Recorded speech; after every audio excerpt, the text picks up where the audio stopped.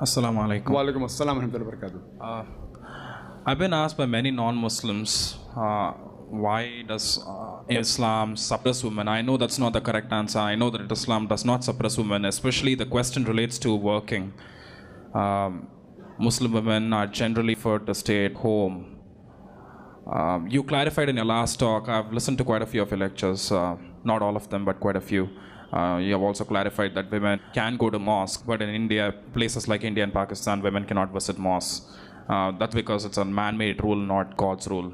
But what is Islam's opinion regarding women making a career for themselves if they observe modesty? There's a question that there's an allegation by the non-Muslim that Islam suppresses the woman. But the complete answer, you can refer to my video cassette, Women's Rights in Islam. But coming to a specific question regarding can they work? And secondly, can they make a career for themselves? Can they work? Point number one, that it is not compulsory for them to work. Like for a man to earn his living. In Islam, before a woman is married, it is the duty of her father and a brother. And after she's married, it is the duty of the husband and the son to look after lodging, boarding, clothing and all financial aspects. So the financial burden in Islam is put on the shoulders of the man. She need not work. But if she wants to work willingly, she can work. But if she says, I don't want to work, the husband can't force her. Men and women are equal in Islam, but equality doesn't mean identicality. Tomorrow a man says, I want to give birth to a child, I want to conceive. Well, you cannot conceive. Right? I want to conceive. No, you cannot conceive. Certain things are optional. Certain things haram, certain things fard, compulsory, certain things preferable. So it depends. So similarly, depending upon the physiological makeup, the biological makeup, the roles of male and female are different. So the financial burden is put on the shoulders of the men. But yet the women can work if they want to work.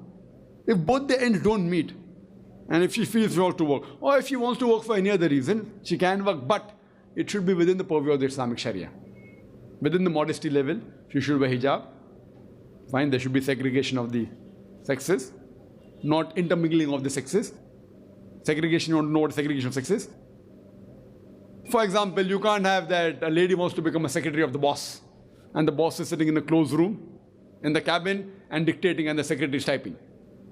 Our beloved Prophet said, if man and woman are alone, mahram, foreign men and women are alone in a room, the third person is the devil. And that's the reason we read in the newspaper. What happens many a time? What happens with the boss and the secretary? Many a time the boss tells the secretary, why don't you stay a bit late? You know, I've got some extra work. And you know what happens after that? I don't tell that. That's the reason you see. So, it is natural.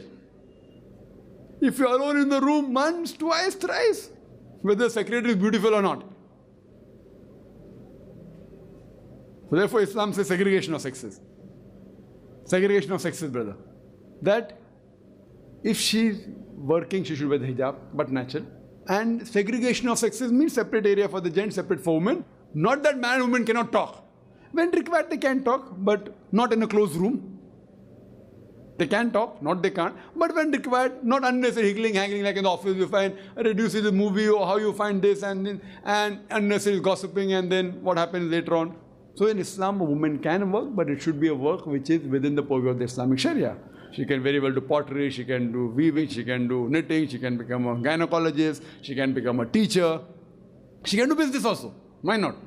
My sister Masha earning, both my sisters are doing very good business.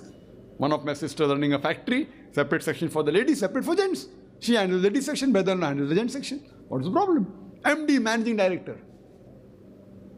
Other sister doing exports, no problem. But within the purview of the Islamic Sharia, no problem. But she need not work. If she wants, she can. She can't do dancing. She can't do modeling. Same thing, a man also cannot do dishonest business. A man cannot work in an alcoholic bar. So what rules are there for women? Even many are there for the men also. So what is haram for women is haram for women. What is haram for men is haram for men. Something is haram for both. Like working in an alcoholic bar is haram for man and woman both. Working in a gambling den for both. So it's not a separate thing. Can she make a career for herself? Why not? Why not? She can make a career. But it would not be outside the fold of the Islamic Sharia. The reason is because her main responsibility, because she's a woman, is that of a mother, is that of a wife. But if she takes up a career and sacrifices a role, she becomes a very good suppose gynecologist, but neglects the family. Some career she does, but neglects, doesn't be a good mother, doesn't be a good wife. So she's losing. Because the reward that a person gets for becoming a mother is far superior. That's the reason a beloved Prophet said that paradise lies beneath the feet of the mother. There's a hadith in Sahih Bukhari, volume number 8, in the book of Adab, chapter number 2, hadith number 2. A person asked the Prophet that who deserves the maximum love and companionship? The Prophet replied to the person, your mother. The man asked who next? The Prophet said, your mother. The man asked who next? The Prophet again repeated, your mother. The man asked after that who? Then the Prophet said, your father. That means 3/4, 75% of the love and companionship goes to the mother, 1/4, 25% goes to the father. That means, in short, gold medal goes to the mother, silver medal goes to the mother, bronze medal goes to the mother, the father gets a consolation prize. This is Islam. So now you're sacrificing that thing for career. In the world, fine, very good career. Even if it is Islamic, I'm not talking about the haram career like modeling and actress and everything. But even the halal career, if I sacrifice what is required of being a good mother, of being a good wife, these are important. You want to be a good mother, you can never be. You and I, we cannot be. We will give a mountain of gold, we cannot be. Whatever we try. So imagine what has been given to her. She's losing that. What role is for us? Is for us. So therefore, fine she can do, but follow the Sharia so that she goes to Jannah. Hope that answers the question. Wa akhir da'wana alhamdulillah rabbil alamin.